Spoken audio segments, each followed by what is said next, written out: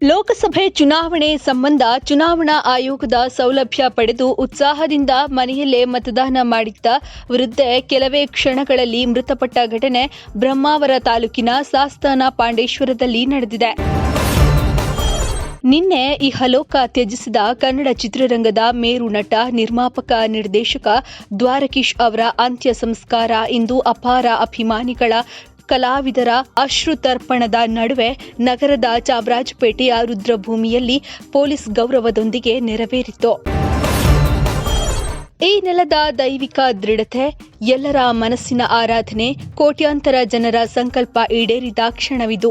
500 ವರ್ಷಗಳ ಪರಿತಪಿಸ್ತಾ ಇದ್ದ ಭಕ್ತರ ಕನಸು ನನಸಾಗಿ ಅಯೋಧ್ಯೆಯಲ್ಲಿ ಭವ್ಯ ರಾಮ ಮಂದಿರದೊಂದಿಗೆ ನವ ಪೀಳಿಗೆ ಈ ಬಾರಿಯ ರಾಮನವಮಿಯನ್ನ ಸಾರ್ಥಕತೆಯೊಂದಿಗೆ ಆಚರಿಸುವಂತಾಗಿದೆ.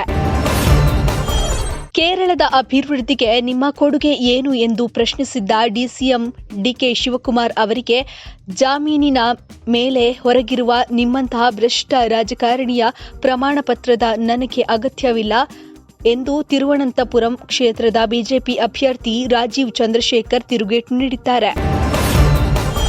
ಚುನಾವಣಾ ಬಾಂಡ್ಗಳ ಯೋಜನೆಯು ವಿಶ್ವದಲ್ಲಿಯೇ ಅತ್ಯಂತ ದೊಡ್ಡ ಸುಲಿಗೆ ಯೋಜನೆಯಾಗಿದೆ ಮತ್ತು ಪ್ರಧಾನಿ ನರೇಂದ್ರ ಮೋದಿ ಅವರು ಭ್ರಷ್ಟಾಚಾರದ ಚಾಂಪಿಯನ್ ಎಂದು ಕಾಂಗ್ರೆಸ್ ನಾಯಕ ರಾಹುಲ್ ಗಾಂಧಿ ಆರೋಪಿಸಿದ್ದಾರೆ.